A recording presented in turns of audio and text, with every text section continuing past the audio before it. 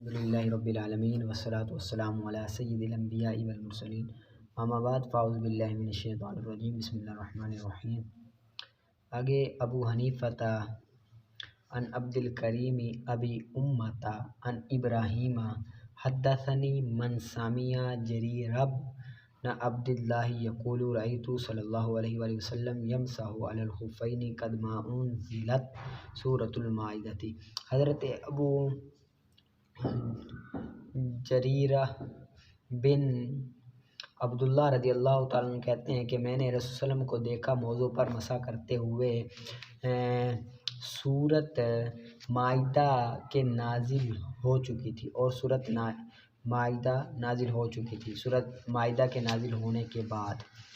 آگے حضرت حمام بن حارث نے حضرت جریر بن عبداللہ کو دیکھا کہ انہوں نے وضو کیا اور موضوع پر مسح کیا۔ انہوں نے اس بارے میں دریافت کیا، حضرت حمام نے اس بارے میں دریافت کیا تو کہنے لگے، حضرت جریر کہنے لگے کہ میں نے رسول صلی اللہ علیہ وآلہ وسلم کو ایسا کرتے ہوئے دیکھا اور مجھ کو شرف صحبت نزول مائدہ کے بعد حاصل ہوا۔ شرف صحبت، آپ کی صحبت یعنی کہ صحابی ہونے کا فخر، یہ سورۃ مائدہ کے نازل ہونے کے بعد ملا۔ حضرت جو جریر ہیں وہ آپ صلی اللہ علیہ وسلم کے وصال سے 40 دن پہلے اسلام لائے، آپ کی دنیا سے پردہ فرمانے سے 40 دن پہلے اسلام لائے۔ حضرت مغیرہ بن شعبہ کہتے ہیں کہ وہ رسول صلی اللہ علیہ وسلم کے ہمراہ سفر میں نکلے یعنی کہ تبوک کی طرف نکلے۔ رسول صلی اللہ علیہ وآلہ وسلم قضاء کے حاجت کے لیے تشریف لے گئے، قضاء حاجت کے لیے تشریف لے گئے اور بعد فراغت واپس تشریف لائے۔ آپ نے تنگ آستینوں والا رومی جبہ زیب تن فرمایا تھا، تنگ آستینیں جس کی تھی رومی جبہ زیب تن فرمایا تھا۔ رسول صلی اللہ علیہ وآلہ وسلم نے اس کو اوپر اٹھایا آستینیں تنگ ہونے کی وجہ سے۔ حضرت مغیرہ کہتے ہیں کہ پھر میں آپ پہ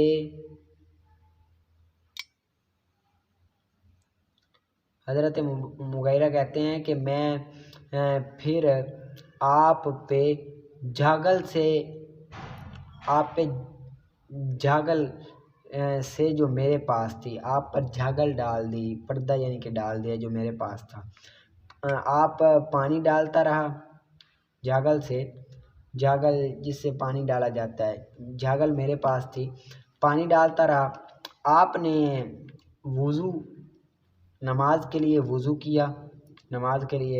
وضو کیا اور موزے اتارے بغیر ان پر مسح کیا موضوع پر بغیر اتارے، پھر آگے بڑھے اور نماز ادا کری۔ یہ حضرت مغیرہ بن شعبہ غزوہ تبوک میں رسول صلی اللہ علیہ وسلم کے ہمراہ تھے۔ آپ صلی اللہ علیہ وسلم نے سفر میں یہ قضاء حاجت سے تشریف لائے تو واپسی پر آپ نے اپنے ہاتھوں پر پانی ڈالا، آپ نے ہاتھ دھوئے، پھر منہ دھویا، پھر اسی طرح کرلی کی اور موضوع پر کیا کیا؟ مسح کیا۔ یہ اس بارے میں یہ حدیث پاک ہے۔ اور اگلی حدیث وہ بھی مغیرہ بن شعبہ، وہ کہتے ہیں کہ میں رسول صلی اللہ علیہ وسلم کو وضو کرایا اور آپ رومی تنگ جبہ آستینوں والا زیب تن کیے ہوئے تھے۔ آپ نے اپنے ہاتھ اس کے نیچے سے نکالے اور موضوع پر مسح فرمایا۔ اور ایک روایت میں اسی طرح کے رسول صلی اللہ علیہ وسلم نے موضوع پر مسح کیا اور آپ شامی جبہ تنگ آستینوں والا زیب تن فرمائے ہوئے تھے تو آپ نے اپنے ہاتھ جبے کے نیچے سے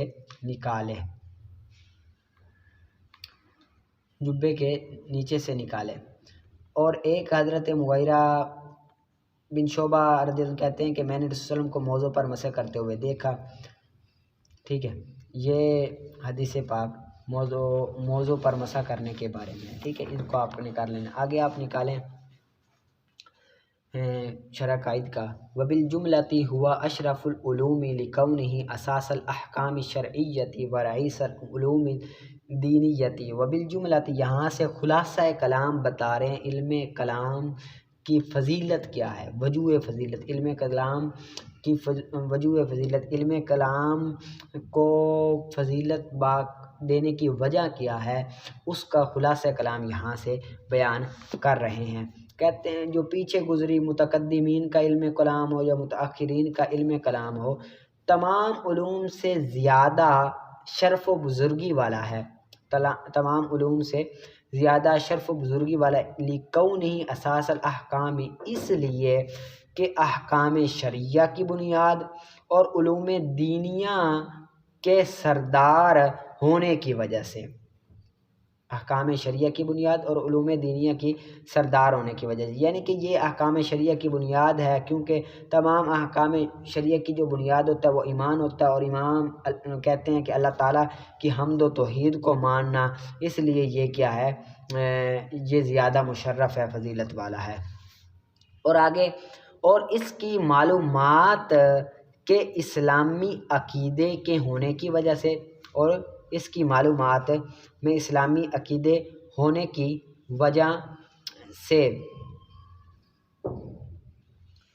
اسلامی عقیدے ہونے کی وجہ سے، یعنی کہ اس کی جو معلومات ہے اس میں اسلام کے بارے میں عقیدے ہوتے ہیں، عقائد ہوتے ہیں، اسی وجہ سے یہ زیادہ شرف والا ہے، ٹھیک ہے۔ اور اس کی غایت دینی اور دینوی سعادتوں کا پانا ہونے کی وجہ سے، اور اس کی غایت دینی اور دنیاوی سعادتوں کی بنیاد ہونے کی وجہ سے، اعلیٰ ہونے کی وجہ سے، ٹھیک ہے۔ یعنی کہ یہ جو علم ہے نا، یہ تمام دینی علوم کا سردار وہ علم کلام ہے، کیونکہ تمام دینی علوم کا سب سے جو اہم مسئلہ ہے نا وہ اللہ تعالیٰ کی توحید اور حمد و صفات کا مسئلہ ہے، تو اسی وجہ سے یہ کلام کیا ہوا، بڑا عظمت والا ہوا۔ اور اس کے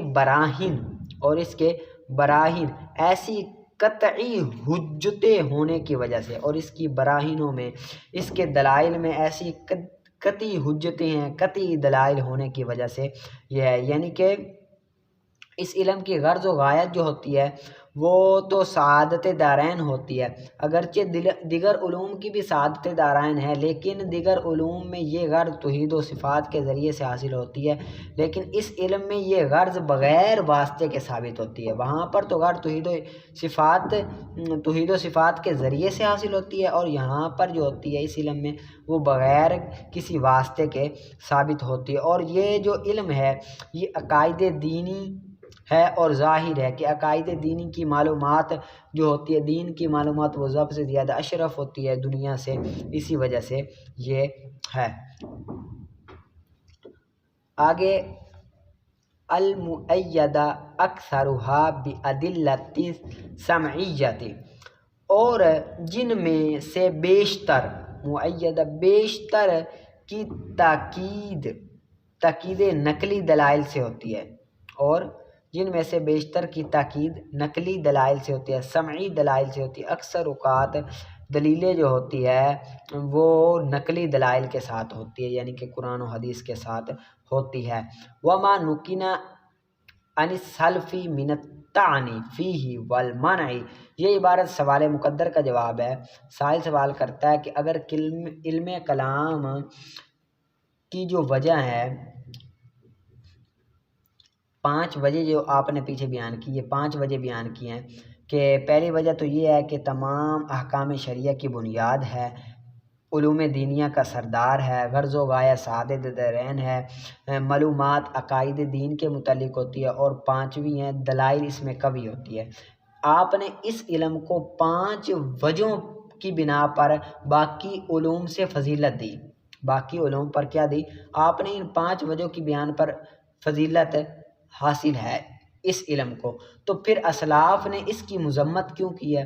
یعنی کہ اسلاف نے تو یہ کہا ہے، ہمارے اسلاف نے، کہ اس کو نہ پڑھا کرو، اس کی مذمت کی ہے۔ وہ کیوں کی ہے؟ جس طرح کہ امام ابو یوسف علیہ رحمہ نے فرمایا کہ من طلب الدین بالکلام فقط تزندقہ، کہ جس نے علم دین کو کلام کے ذریعے حاصل کیا وہ زندیق ہے۔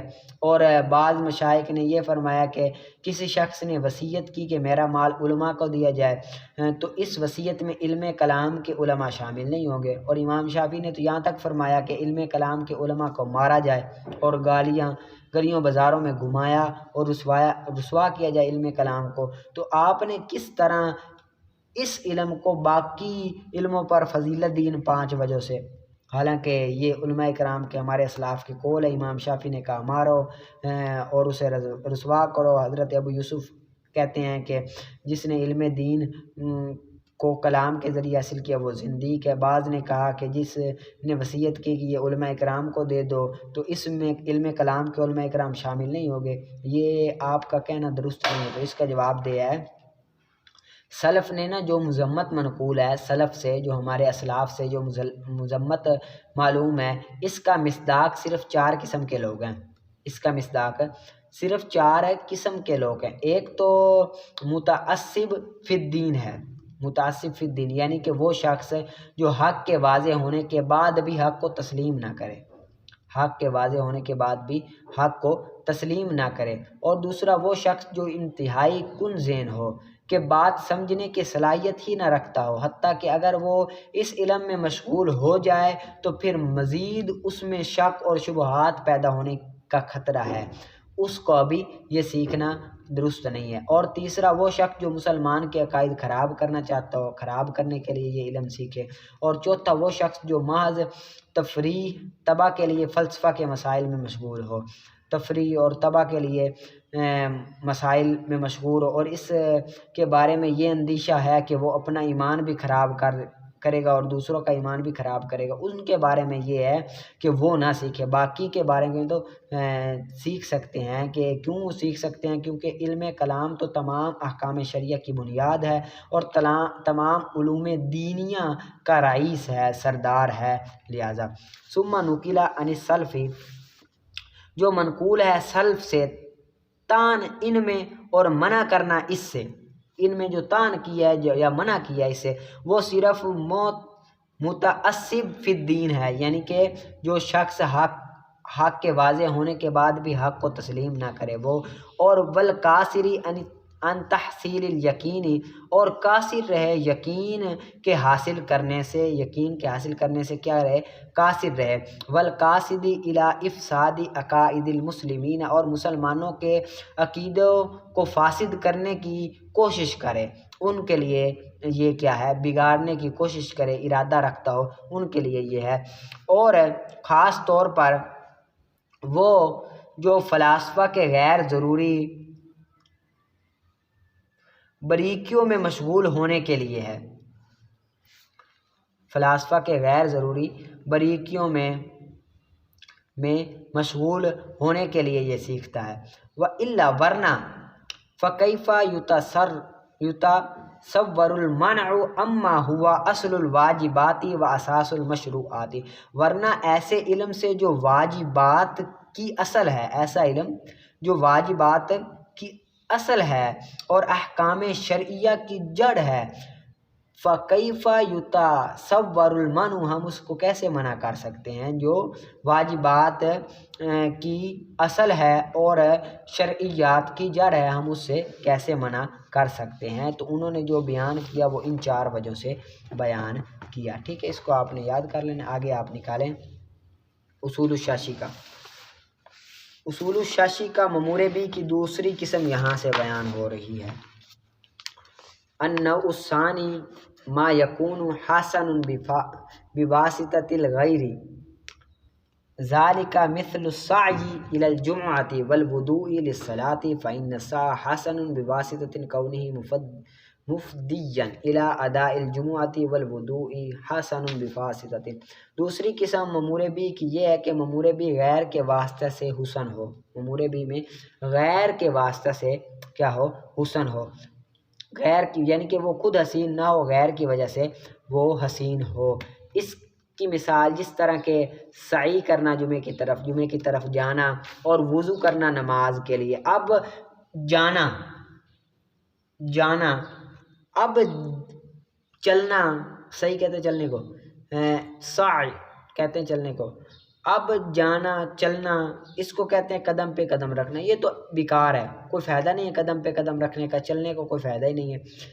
لیکن جب اس کی نسبت جمعے کی طرف ہوئی تو یہ چلنا افضلیت والا ہو گیا، یہ چلنا اچھا ہو گیا۔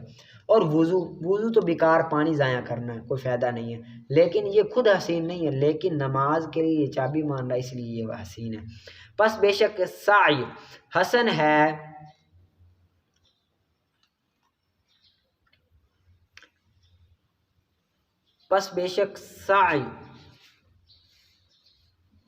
سعی حسن ہے اس واسطے کے ساتھ کہ وہ جانا ہے جمعے کو ادا کرنے کے لیے، ادائے جمعہ کی طرف مفتی ہے جمعے کی طرف، مفتی یعنی کہ جانا ہے جمعے کی طرف۔ اور وضو حسن ہے اس واسطے کے ساتھ کہ وہ کھولتا ہے نماز کو، چابی ہے نماز کی۔ اور اس نوع کا حکم کیا ہے؟ اس نوع کا حسن لغیری میں حسن غیر کی وجہ سے آتا ہے، غیر کا واسطہ ہوتا ہے۔ اس کا حکم کیا ہے؟ اس کا حکم یہ ہے کہ غیر کے واسطے کے ساکت ہونے سے مامور بھی ساکت ہو جاتا ہے۔ جب واسطہ نہیں رہے گا تو مامور بھی معاف ہو جائے گا، اگر واسطہ ساکت ہو گیا تو وہ بھی ساکت ہو گیا۔ جس طرح کہ اگر ایک بندہ وضو کر لے، نماز پڑھ لے، اب اس کے بعد وضو کی ضرورت نہیں، وضو بھی ساکت ہو گیا، معاف ہو گیا۔ اور جو بندہ نماز پڑھ لے، مسجد میں آ جائے، اب اس کا چلنا ساکت ہو گیا کیونکہ وہ پہلے ہی مسجد میں موجود ہے، آگے مثال سے بھی سمجھائیں گے کہ وہ ساکت ہو جاتا ہے اس واسطے کے ساکت ہونے کے ساتھ، یہاں تک کہ سعی نہیں واجب ہوتا اس شخص پر جس پر جمعہ واجب نہیں ہے، جس طرح کہ مسافر ہو گیا، مسافر پر جمعہ واجب نہیں ہے تو اس پر جمعے کے لیے جانا بھی واجب نہیں ہے۔ اور نہیں ہے واجب وضو اس شخص پر جس کے لیے وضو واجب نہیں ہے، جس پر نماز واجب نہیں ہے، جس طرح کہ حائضہ یا نفاس والی عورت ہے، اس پر نماز واجب نہیں ہے تو اس پر وضو بھی واجب نہیں ہے۔ اور اگر سعی جمعے کی طرف ہو پس محمول کر دیا جائے یا دوسری جگہ کی طرف زبردستی لے جایا جائے، فہمیلا پس لے جایا جائے دوسری جگہ کی طرف زبردستی جمعے کے قائم کرنے سے پہلے، تو واجب ہوگا اس پر جانا دوسری بار۔ یعنی کہ ایک بندہ جمعے کے لیے جا رہا تھا، اس کو کسی نے کھینچ کر دوسری طرف لے گیا، اب دوسری طرف لے جانے کے لیے لے گیا، اب جمعے سے پہلے پھر وہ مل گیا، یعنی کہ ایک اغوا کر لیا گیا، بندے جمعہ کے لیے جا رہا تھا، اغوا کر لیا، اب جمعے سے پہلے وہ چھوٹ گیا تو اب دوبارہ دوسری مرتبہ جمعے کے لیے جانا اس پر واجب ہوگا، ٹھیک ہے۔ وکان موتک تاکی فن، اور اگر ہو اعتکاف کر رہا ہو جامعہ مسجد میں تو ہوگی ساکت اس سے، یعنی کہ جو بندہ پہلے ہی مسجد میں موجود ہے تو اس کے لیے کہیں اور جانے کی ضرورت ہی نہیں ہے، وہ جانا ساکت ہو جائے گا۔ اور اسی طرح اگر وضو ہو اس کو پس حدث لاحق ہو نماز کے ادا کرنے سے پہلے، تو واجب ہوگا اس پر وضو کرنا دوسری مرتبہ اس پر وضو کرنا واجب ہوگا کیونکہ وضو اس کا ٹوٹ گیا۔ اور اگر ہو وضو نماز کے وجوب نماز کے وقت وضو ہے، یعنی کہ با وضو ہے، تو نہیں ہے واجب اس پر دوسری مرتبہ وضو کرنا، تو اس پر دوسری مرتبہ وضو کرنا واجب نہیں ہے۔ اگر کوئی شخص نے نماز کے واجب ہونے کے وقت وضو کر لیا، اب دوبارہ وضو کرنا واجب نہیں ہے، کیونکہ اس سے مقصود جب حاصل ہو رہا ہے تو اب وہ حاصل کر لیں گے، دوبارہ اس کی ضرورت ہی نہیں پڑیں گے کہ دوبارہ اب وضو کریں اور دوبارہ ہم سب کچھ کریں۔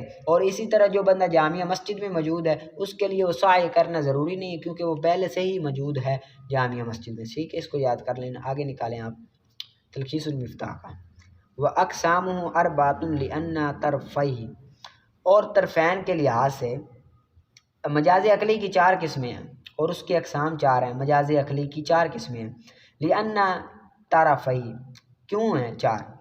اس لیے کہ طرفین یا تو دونوں حقیقت ہوں گے، یعنی کہ مسند اور مسند الیہ دونوں حقیقت کے اعتبار سے ہو گئے، دونوں کا حقیقی معنی ہوگا، جس طرح کہ انبت الربیع البقل، ٹھیک ہے، یعنی کہ دونوں میں سے ہر ایک حقیقی معنی میں استعمال ہوگا، جس طرح کہ بہار نے سبزہ اگایا۔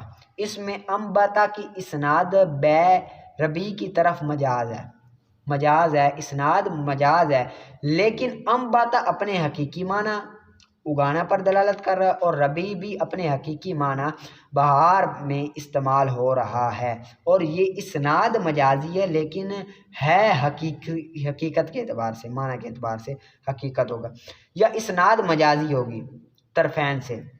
اسناد یعنی کہ مسند بھی کیا ہوگا، مسند بھی ہوگا، مسند کا معنی بھی مجازی ہوگا، اور حقیقی کا معنی مسند الیہ کا معنی بھی مجازی ہوگا۔ انبتا یہ مسند ہے اور ربیع یہ کیا ہے، مسند الیہ ہے، ان دونوں کا معنی حقیقی ہے یا مجازی ہوگا، جس طرح کہ احیل ارض شباب الزمانی، کہ زمین کو زمانے کی جوانی نے زندہ کیا، زمین کو زمانے کی جوانی نے زندہ کیا۔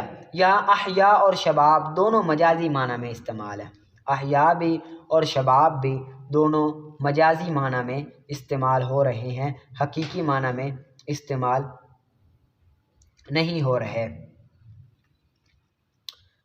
ٹھیک ہے۔ اور یا احیل ارض الربیع، یا زمین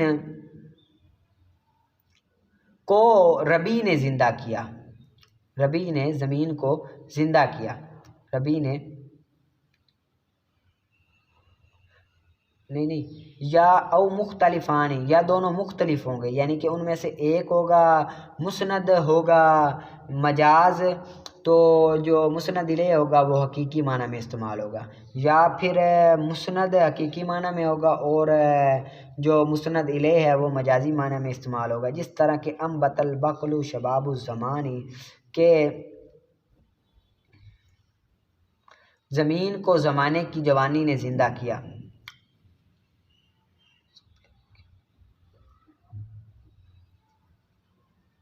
یہ تو پیچھے ہو گیا، جیسے زمانے کی جوانی نے سبزہ اگایا، زمانے کی جوانی نے سبزہ اگایا، اور ربیع نے زمین کو زندہ کیا، ربیع نے زمین کو زندہ کیا۔ یہاں پر ربیع نے زمین کو زندہ کیا، اب یہاں پر مسند اور مسند الیہ، اب ربیع کا مطلب تو حقیقی ہے لیکن احیاء کا جو مطلب ہے وہ کیا ہے، مجازی ہے، اور یہ قرآن پاک میں بھی بڑی جگہوں پر آیا ہے، وَإِذَا تُلِيَتْ عَلَيْهِمْ آيَاتُنَا، اور جب تم پر آیتیں پڑھی جاتی ہے تو تمہارا ایمان پختہ ہوتا ہے، قرآن پاک کی آیتیں پڑھی جائیں تو وہ آیتیں ان کے ایمان کو بڑھاتی ہے۔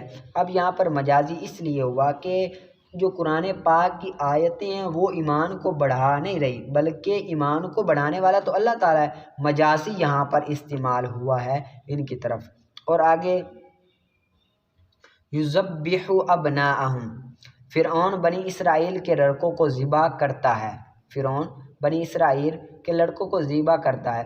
اب فرعون بنی اسرائیل کے لڑکوں کو ذبح نہیں کرتا، بلکہ فرعون کے جو آگے فرعون جن کو حکم دیتا ہے، جن کے نوکر ہیں، اس کے سپاہی ہیں، انہوں نے لڑکوں کو ذبح کیا، فرعون سبب بن رہا ہے، یہاں پہ مجازی فرعون کی طرف لڑکوں کی طرف نسبت ہے، ٹھیک ہے۔ وَيَنزِعُ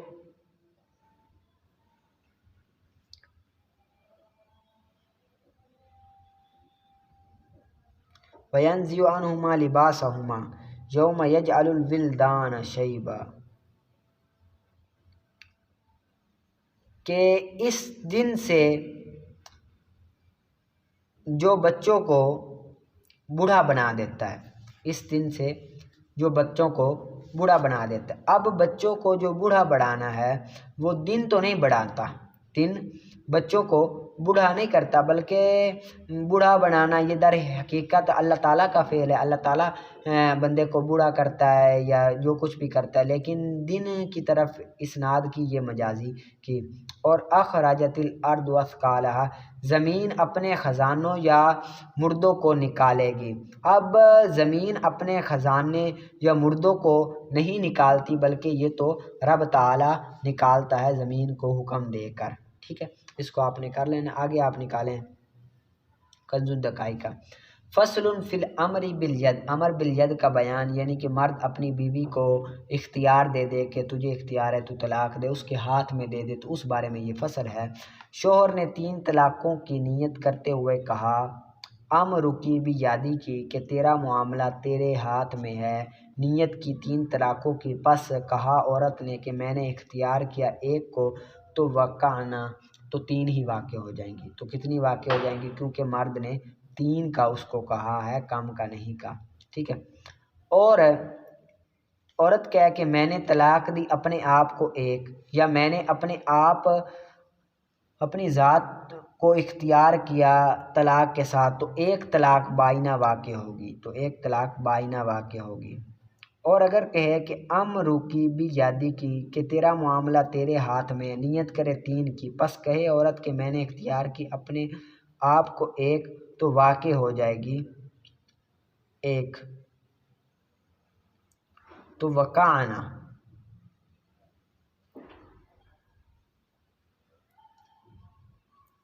ایک طلاق واقع ہو جائے گی۔ اور نہیں دخل ہوگا رات کا، رات کا دخل نہیں ہوگا۔ کس وقت؟ جب کہے کہ تیرا معاملہ تیرے ہاتھ میں آج و بعد غد، اور پرسوں، اور پرسوں، ٹھیک ہے، اور پرسوں۔ اگر رد کر دے معاملہ اس دن میں تو باطل ہو جائے گا امر اس دن میں، اور ہوگا اس کے ہاتھ میں پرسوں کا، اور اس کے ہاتھ میں پرسوں کا ہوگا۔ یعنی کہ اگر مرد کہہ دے کہ تجھے میں نے آج اور پرسوں کا اختیار دیا، تو اب عورت اس میں نا رات داخل نہیں ہوگی، کیونکہ یہ جو رات ہے نا یہ ان کی جنس سے ہے، رات دن کی جنس سے ہے نا، تو یہ جو رات آ رہی ہے نا بیچ میں، یہ فاصل آ رہی ہے، فاصلہ کر رہی ہے، یعنی کہ آج کا اور پرسوں کے درمیان یہ رات فاصلہ کر رہی ہے، رات میں اس کا اختیار نہیں ہوگا۔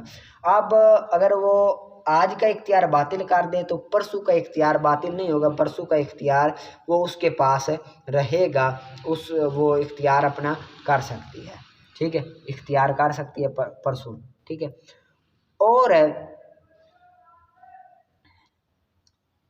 اور اس میں رات داخل ہوگی کہ جب کہے کہ تیرا معاملہ تیرے ہاتھ میں ہے آج اور کل، یدخلو، تو اس میں رات داخل ہوگی۔ اس میں رات داخل کیوں ہوگی؟ کیونکہ آج اور کل یہ دونوں ملے ہوئے ہیں، یہ دونوں کیا ہیں؟ ملے ہوئے ہیں، ٹھیک ہے۔ اگر وہ عورت آج کو رد کر دیتی ہے تو وہ کل بھی رد ہو جائے گا، کل بھی کیا ہو جائے گا؟ رد ہو جائے گا، کیونکہ یہ دونوں ایک ہی جنس سے ہے۔ وَإِن رَدَّتْ فِي يَوْمِهَا، اگر رد کر دے آج کے دن میں تو باقی نہیں رہے گا کل کا دن، کل کا دن نہیں رہے گا، وہ میں نے آپ کو بتا دیا، ٹھیک ہے۔ اور اگر تفویض کے بعد 1 دن ٹھہری رہی، اگر ٹھہری رہی تفویض کے بعد 1 دن ٹھہری رہی اور نہ کھڑی نہ ہوئی، تو پھر بھی، یعنی کہ جب اس نے نافذ کیا تھا اختیار، وہ بیٹھی رہی کہ میں نے تجھے اختیار دیا، بیٹھی رہی، اب وہ بیٹھی رہی تو وہ اختیار باقی رہے گا، ختم نہیں ہوگا۔ اگر اس نے اختیار دیا وہ کھڑی ہو گئی تو وہ اختیار باطل ہو جائے گا، ٹھیک ہے۔ یا بیٹھ گئی اس سے، یا ٹیک لگا لی،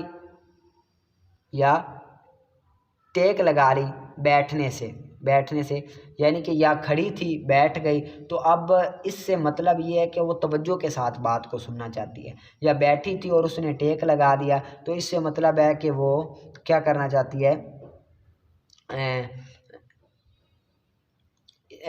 توجہ کے ساتھ سننا چاہتی ہے۔ برعکس کیا، یا اپنے باپ کو بلوایا مشورے کے لیے، یا گواہوں کو بلایا گواہی کے لیے، یا ہو سواری پر، پس یا سواری چلتی ہوئی سواری پر ہوئی، تو بھی خیار باقی رہے گا، تو بھی خیار باقی رہے گا۔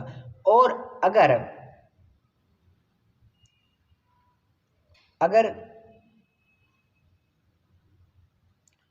سواری چلتی رہی، اگر سواری چلتی رہی، سواری پر ہوئی چلتی رہی تو بھی خیال باقی رہے گا،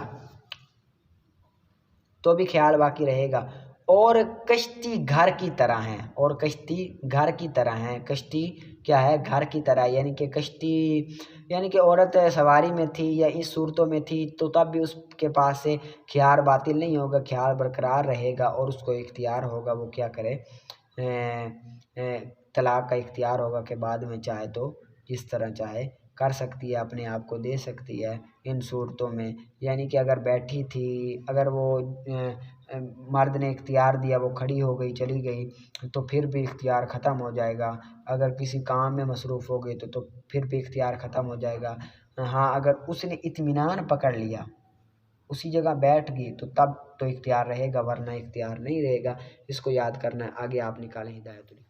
آگے ہدایت الحکمت کا میں نے آپ کو کرا دیا تھا۔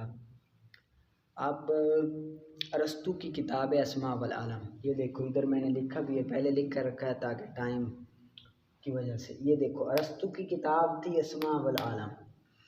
اب اسماء والعالم کا عربی جو ترجمہ کیا تو وہ یعقوب بن اسحاق ہندی نے کیا، یعقوب بن اسحاق ہندی نے عربی ترجمہ کیا، ٹھیک ہے۔ پھر ان کے بعد ابو نصر فارابی نے مزید جو چھانٹی کی وہ میں نے آپ کو بتایا۔ ان کے بعد جو فلسفے میں جن نے کردار ادا کیا وہ ابن سینا ہے۔ ابن سینا نے فلسفے میں بہت دوبارہ کردار ادا کیا جب ابو نصر فارابی کی کتب جل گئی۔ اور اس کے بعد امام فخر الدین رازی جو ہیں، امام فخر الدین رازی، انہوں نے بھی بہت اپنا کردار ادا کیا ہے کہ انہوں نے اس طرح کردار ادا کیا کہ جو اسلامی فکر کے خلاف تھی فلسفہ کی جو باتیں، انہوں نے اس میں نکال دیا اور اس میں ان کا رد کیا جو اسلامی فکر کے خلاف تھی باتیں، یہ امام فخر الدین رازی نے۔ اور امام غزالی علیہ رحمہ نے بھی فلسفے میں بہت اپنا قدم بیان کیا، یعنی کہ بہت آپ نے اس میں فلسفہ کو بیان کیا اور اس کی وضاحت کی امام غزالی نے۔ اور ابن رشد نے بھی اس کی بہت وضاحت اور کافی ساری حد سے اس کو بیان کیا۔ لیکن جو ابن رشد ہے اس کی کتاب، اس کا ہمارے ہاں تو نہیں ہوتا لیکن دوسروں کے ہاں دوسری زبانوں میں ابن رشد کی کتابوں کا ترجمہ کیا گیا، اور وہاں پر ان کی جو کتابیں ہیں ان سے استفادہ حاصل کیا جاتا ہے۔ اب جو امام غزالی نے باتیں بیان کی اس میں سے 3 باتیں تو یہ ہیں جو میں آپ کو بیان کر رہا ہوں، وہ آپ لکھ رہے ہیں۔ امام غزالی نے 3 باتیں بیان کی، وہ ادھر میں نہیں لکھ سکتا کیونکہ اب ادھر ہوں۔ تو امام غزالی نے ایک بات تو یہ بیان کی، امام غزالی نے فرمایا کہ وہ امور جن میں صرف عنوان کا اختلاف ہو، کہ وہ امور ہیں جن میں صرف اور صرف کس کا اختلاف ہے؟ عنوان کا اختلاف ہے۔ جس طرح کہ جوہر، وہ کہتے ہیں کہ جوہر ہے جس نے ساری چیزوں کو پیدا کیا ہے، اور جوہر کے وہ ساری جوہر سے ہی وہ سب چیزیں ثابت کرتے ہیں کہ جوہر حیات بھی ہے، سمع بھی ہے، بصر بھی ہے، یعنی کہ جوہر ہی ہے جو مارتا بھی ہے، زندہ بھی کرتا ہے، وہ جوہر ہے۔ لیکن ہم کہتے ہیں کہ وہ رب تعالیٰ ہے، نام کا اختلاف ہے، یعنی کہ وہ جوہر کہتے ہیں اور ہم کہتے ہیں رب تعالیٰ، صرف عنوان کا اختلاف ہے، وہ امور جن میں عنوان کا اختلاف۔ اور دوسرا وہ امور جن میں اسلامی فکر کی خلاف ورزی ہو، اسلامی فکر کی خلاف ورزی ہو، یعنی کہ اسلام کی فکر اور کہے اور وہ اور کہے، یعنی کہ عقل تسلیم نہ کرے لیکن اسلام کی فکر اور ہو، اسلامی فکر کی خلاف ورزی نہ ہو، اسلامی فکر کی خلاف ورزی نہ ہو، یعنی کہ عقل بھی تسلیم کرے اور اسلامی فکر کے مطابق بھی ہو، شریعت کے مطابق بھی ہو، یعنی کہ اسلامی فکر کی خلاف ورزی نہ ہو۔ اور تیسرا وہ امور جس میں اسلامی فکر کی خلاف ورزی ہو، جس میں اسلامی فکر کی خلاف ورزی ہو، جس طرح کہ عالم کو قدیم ماننا، وہ کہتے ہیں عالم قدیم ہے، ہم کہتے ہیں شریعت کہتی ہے کہ عالم حادث ہے، قدیم نہیں ہے۔ اور دوسرا وہ کہتے ہیں اجسام کا حشر نہیں ہے، اجسام، جسم کو حشر نہیں ہوگا، یعنی کہ حشر میں دوبارہ اٹھایا جانا یہ نہیں ہوگا، وہ یہ کہتے ہیں فلسفہ حضرات۔ تو اس کے بارے میں آپ شرح عقائد میں بھی پڑھیں گے اور دلائل سے بھی پڑھیں گے۔ اب یہ اسلامی فکر کی خلاف ورزی ہے۔ اور تیسرا، اللہ کریم کے لیے وہ جزیات کا علم نہیں مانتے کہ اللہ تعالیٰ کو جزیات کا علم، چھوٹی چھوٹی باتوں کا علم نہیں ہے، تو یہ اسلامی فکر کی کیا ہے؟ خلاف ورزی ہے، ٹھیک ہے۔ یہ اتنا آپ کر لیں، پھر کل سے ہم آگے پڑھیں گے کہ فلسفہ کے مکتبہ فکر کے 150 قسم کے مکتبہ فکر ہے، لیکن 2 زیادہ مشہور ہیں، ان کے بارے میں ہم پڑھیں گے، وہ میں لکھ کر سمجھاؤں گا آپ کو، ٹھیک ہے۔ اتنا کر لیں اور باقی کتابوں کا بھی آپ نے ضرور اچھی طرح سے یاد کرنا ہے، ٹھیک ہے۔ پڑھا سنا قبول۔